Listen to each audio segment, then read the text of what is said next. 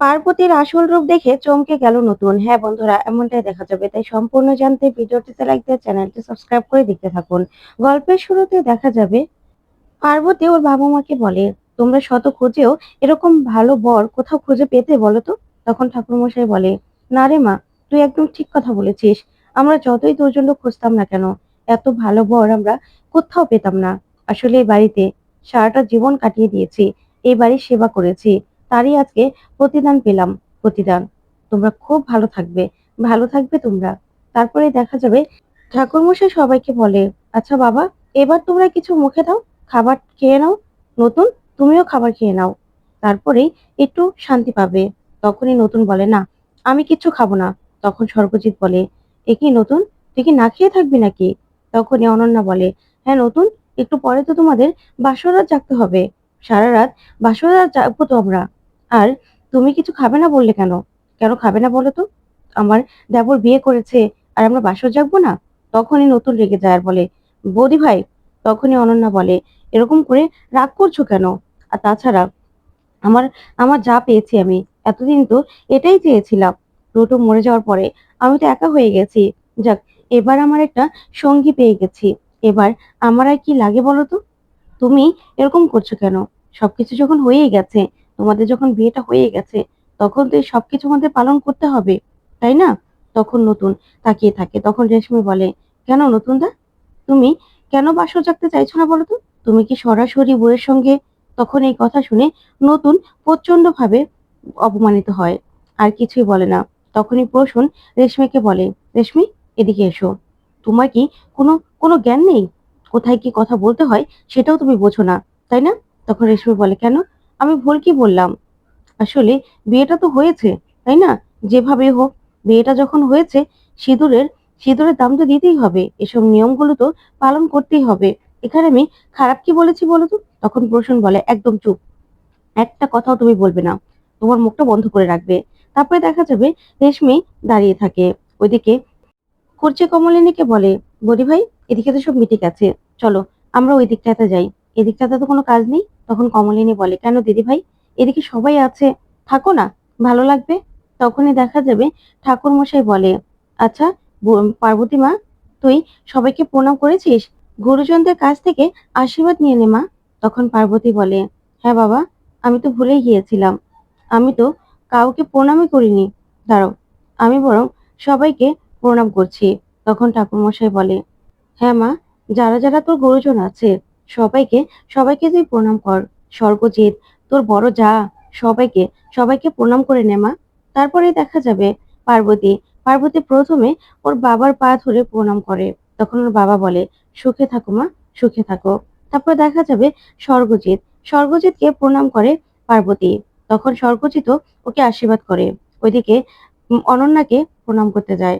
তখনই অনন্যাও খুব খুশি হয়। তখন রেশমিকে প্রণাম করতে গেলেই রেশমি বারণ করলেই তখন অনন্যা বলে, কেন রেশমি, তুমি তোর গুরুজন? তারপরে রেশমিকে প্রণাম করলে রেশমি বলে, তোমরা খুব ভালো থাকো, ভালো থাকো। আসলে যা যার সঙ্গে হওয়ার না, সেটা হবেই। যার সঙ্গে হবে না, তার সঙ্গে কখনোই হবে না। দেখো, তোমার সঙ্গে বিয়ে হলো, তোমরা না খুব ভালো থাকবে, দেখবে, খুব ভালো থাকবে। আমি চাই তোমরা ভালো থাকো, সুখে থাকো।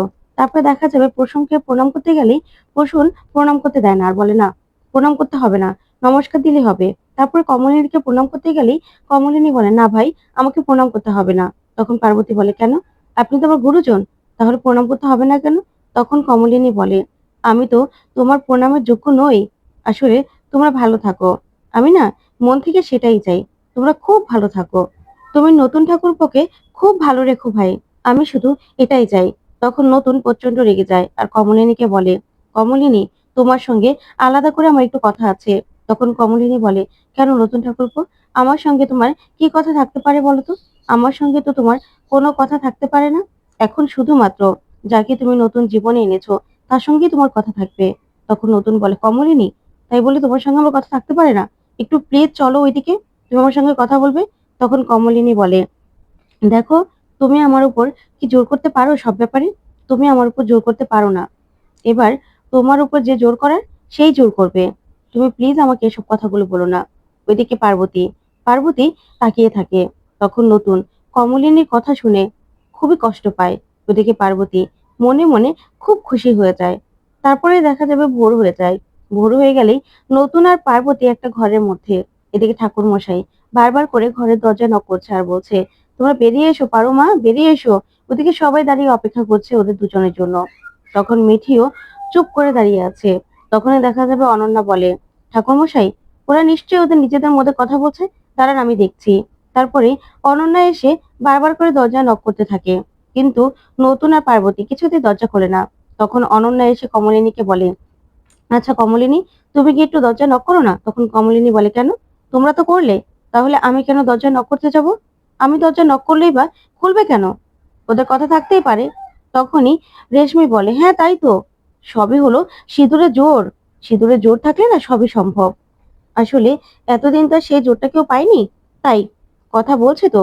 তখনই অনন্যা বলে, না তোমাকে বললাম তোমার ডাকে তো সাড়া দিতেও পারে, তাই না? সেই জন্যই বললাম। তখনই কমলিনী বলে, কেন? নতুন ঠাকুরপো আর পার্বতী হয়তো বা কথা বলছে, সেখানে আমি ডাকলেই যে ওরা চলে আসবে এরকমটা তো নয়, তাই না? তখন রেশমি বলে, হ্যাঁ তাই তো, নিজেদের মধ্যে কথা বলাটা না অনেক জরুরি। কথা বলুক, কথা বলুক। ইস, নতুন দা নতুন বউকে তো দেখছি চোখে হারাচ্ছে, একদম ছাড়তেই পারছে না। কি সুন্দর আলাদা করে আলাদা ঘরে কথা বলছে। তখনই দেখা যাবে কুর্চি প্রচন্ড রেগে যায়। রেশমির কথা শুনে রেগে গিয়ে বলে, আচ্ছা তোমাদের কি মনে হয় এসব কথাগুলো এখানে বলা যায়? হ্যাঁ, দুজনের মধ্যে নিশ্চয় কোনো জরুরি কথা চলছে, তার জন্যই ওরা দরজাটা খুলছে না। ওদের কথা থাকতেই পারে। আর এমন তো নয় যে প্রেম করছে। একদিন এই যে নতুনদা বিয়ে করে প্রেমে পড়ে যাবে তেমনটা কিন্তু নয়। কারণ নতুনদারও সেই বয়স নেই, আর পার্বতীরও সেই বয়স নেই। তাই তোমরা যেরকম ভাবে মিন করছো, ব্যাপারটা কিন্তু ওরকম নাও হতে পারে। তাই প্লিজ তোমরা তোমরা চুপ করো। তখন তো কুর্চির কথা শুনে অনন্যা রেশমি ভালোভাবে জব্দ হয়। তখন রেশমি আর অনন্যা চুপ করে দাঁড়িয়ে থাকে।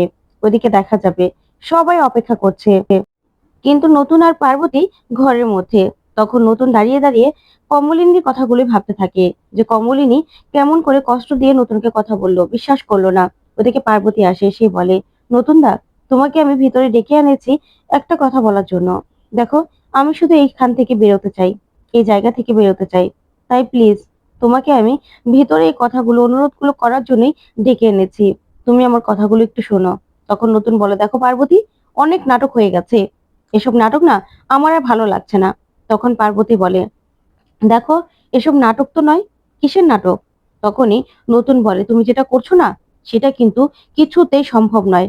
তখনই পার্বতী বলে, দেখো, আমি শুধু এখান থেকে বেরোতে চাই, আর আমি তোমাকে একটাই অনুরোধ করব, যে তুমি যেন কাউকে কাউকে কিছু বোঝাতে যাবে না, যে আমাদের মিথ্যে বিয়েটার ব্যাপারে তুমি কাউকে কিছু বলবে না। আমি না তোমার কাছ থেকে কোনোদিনও কিছু চাইবো না, আর কোনোদিন কিছু চাইও নি। কিন্তু প্লিজ এই সামাজিক সামাজিক এই নির্যাতনগুলো আমি সহ্য করতে পারবো না নতুন দা। আমি সবকিছু সহ্য করে নিতে পারবো, কিন্তু সামাজিক ভাবে কেউ আমাকে অপমান করুক সেটা আমি সহ্য করতে পারবো না। আর তোমাকেও যে সবাই অপমান করুক সেটাও আমি সহ্য করতে পারবো না। তখন নতুন প্রচন্ড রেগে যায় পার্বতীর উপর, আর বলে, শোনো পার্বতী, যা করা তুমি করে ফেলেছো, আমি আর কোনো মিথ্যে বলতে পারবো না। কে কি মনে করলো না করলো সেটা আমার যায় আসে না। আর তাছাড়া যে গায়ে আমি আর কোনোদিনও আসবোই না, সেখানে কে কি মনে করলো না করলো সেটা দিয়ে আমি কি করব? শোনো, কলকাতা যাওয়ার পর থেকে তোমার সঙ্গে আমার আর কোনো সম্পর্ক থাকবে না। তুমি আমাকে আর পাবেই না। কারণ এখানে এখানে যা হলো সেটা আমি কোনোদিনও কল্পনাও করিনি। এখানে তোমার বিয়েতে এসে আমার সঙ্গে যা করলে সেটা একদম ঠিক করনি। তখন পার্বতী বলে, আমি জানি নতুন দা, তুমি খুব রেগে আছো, কিন্তু দেখো আমারও তো কিছু করার ছিল না। যে পরিস্থিতির চাপে আমি পড়েছিলাম, যে অসহায় আমি ছিলাম, এখানে আমার কি করার ছিল বলো তো? আর তাছাড়া দেখো, তোমাকে আমি পাবো পাবো সেটা আমি জানি। তুমি আর কোথায় যাবে? কারণ তোমার সঙ্গে কিন্তু ছোটবেলা থেকে আমার বিয়েটা ঠিক হয়েছিল। আমি কিন্তু তোমাকে বিয়ে করতে চাইনি, কিন্তু তোমার মা আমার মায়ের সঙ্গে কথা দিয়েছিল যে তোমার সঙ্গে আমার বিয়ে হবে। তুমি কিন্তু কোনোদিনও বারণও করনি, আবার কোনোদিনও হ্যাঁও বলনি। আচ্ছা, তুমি যদি আমাকে বিয়ে করতে নাই চাইতে, তাহলে তুমি কোনোদিনও কাউকে সরাসরি না করনি কেন বলো তো? কেন বারণ করনি যে না, তুমি আমাকে বিয়ে করতে পারবে না? তখন নতুন কিছুই বলে না। তখন পার্বতী বলে, জানো তো, মৌনতাই না সম্মতির লক্ষণ। এটা আমি বলতাম না, কর্তামায়ের কাছে আমি শিখেছি। তাই তোমার এই মৌনতাই সবাই সম্মতির লক্ষণ ভেবেছিলাম। আর আমিও তো ছোটবেলা থেকে একটা ঘর বেঁধেছিলাম, তাহলে আমার ঘরের কি হবে সেটা তো তোমাকে বুঝতে হবে। তখন নতুন বলে, দেখো, আমাকে ভয় দেখিয়ে না কোনো লাভ হবে না পার্বতী। কোনো লাভ হবে না। তখন পার্বতী বলে, না না, তোমাকে আমি ভয় দেখাবো কেন নতুনদা? তুমি কি বলছো? তখন নতুনকে পার্বতী বলে, দেখো, তুমি তুমি যে কেন আমাকে মানতে চাইছো না সেটা কিন্তু আমি আন্দাজ করতে পারছি। অনেক কিছুই না এই পর্যন্ত আমার কানে এসেছে। অনেক কিছু জানি, অনেক কিছু বুঝতেও পারছি। কিন্তু কিচ্ছু করার নেই। দেখো, তুমি তো তাকে আর বিয়ে করতে পারবে না। তাকে বিয়ে করে কোনোদিনও নিজের জীবনে জায়গা করে নিতে পারবে না। তাই বিয়ের জায়গাটা না ফাঁকাই আছে। সেটা শুধু আমার জন্য। কারণ আমি তো আমি তো সবটা দিয়ে শুধুমাত্র তোমাকে চাই। আমার তো কোনো পিছুটান নেই, আমার তো কোনো বাধা নেই। তাই বিয়ের বন্ধনে না শুধুমাত্র তুমি আমাকেই বাঁধতে পারবে। তখন এই কথা শুনে নতুন রাগান্বিতভাবে পার্বতীর দিকে তাকিয়ে থাকে। তখন পার্বতী বলে, তোমার হাতে না আর কোনো অপশন নেই নতুনদা। তাই এই যে মিথ্যে বিয়েটা আমাদের, সেটা তুমি কারো কাছে প্রমাণ করতে যেও না। যেও না তুমি প্রমাণ করতে। শুধু এখানে কাউকে কিছু বলার দরকার নেই। তখন নতুন বলে, তুমি আমাকে ভয় দেখাচ্ছ তাই না? ভয় দেখে কি করবে? ভয় দেখে কিছু পাবে? কিছু পাবে না তো। শুধু তুমি আমাকে জোর করছো। পার্বতী, আমি তোমাকে বিয়ে করতে পারবো না। তুমি যেটা করছো সেটা ভুল করছো। তখন পার্বতী হাসে আর বলে, আমার তো হারানোর কিছু নেই। তাই আমি যা যা হারিয়েছি, এবার থেকে সবকিছু সবকিছু আমি নিজের আদায় করে নেব। আর আমি তোমার কাছে তো কিছু চাই না। আমি শুধু এখান থেকে বেরোতে চাই। তাই তো আমি তোমাকে বললাম যে প্লিজ তুমি কাউকে কিছু বলো না। কারণ আমি ওই যে তোমাকে বললাম যে সামাজিক যে অপমানটা, সেটা আমি সহ্য করতে পারবো না। কিছুতেই সহ্য করতে পারবো না। তাই যেটা হয়েছে না, সেটা এভাবেই থাকতে দাও। তুমি আর কাউকে এই নিয়ে কিচ্ছু বলতে যাবে না। কিচ্ছু না। তখন এই কথা শুনে নতুন রেগে পার্বতীর দিকে তাকিয়ে থাকে। ওইদিকে পার্বতী বলে, আমার বয়স্ক মা বাবা, আমি শুধুমাত্র চাই এখান থেকে বেরিয়ে যেতে। আর কিচ্ছু চাই না নতুনদা। তোমার কাছে কোনো রকম কোনো অধিকার আমি চাইবো না। তবে হ্যাঁ, তুমি তুমি কিন্তু আমাকে আমাকে ফেলেও দিতে পারবে না। এই যে মিথ্যে বিয়েটা, তুমি আর আমি ছাড়া আর কেউ জানে না। তখন নতুন বলে, শোনো পার্বতী, আমি না কোনোদিন ভুলবো না যে আজকে আমার সঙ্গে কি হলো। ওইদিকে দেখা যাবে ঠাকুর মশাই, ঠাকুর মশাইয়ের বউ এসে আবারও দরজা নক করতে থাকে আর বলে, এ কি, পারুমার নতুন এখনো বেরোয়নি? তখনই অনন্যা বলে, আসলে ঠাকুর মশাই, ওরা নিশ্চয়ই নিজেদের মধ্যে জরুরি কোনো কথা বলছে। থাক না। তারপর বর্ষা বলে, আচ্ছা আন্টি, আমি ডাকবো? আমি ডেকে দেখবো খুলছে নাকি? তখন অনন্যা বলে, না না, দরকার নেই। ওরা নিজেদের মধ্যে কথা বলেনি। ওদের মধ্যে অনেক বোঝাপড়ার দরকার আছে। ওরা নিজেদের মধ্যে সবটা সবটা মিটিয়ে নিক। কারণ সংসার তো ওরা দুজনেই করবে। তারপরে না হয় আমরা রওনা করব। তো বন্ধুরা, কেমন লাগলো আজকের আপডেট কমেন্ট করে জানাতে ভুলবে না। ধন্যবাদ।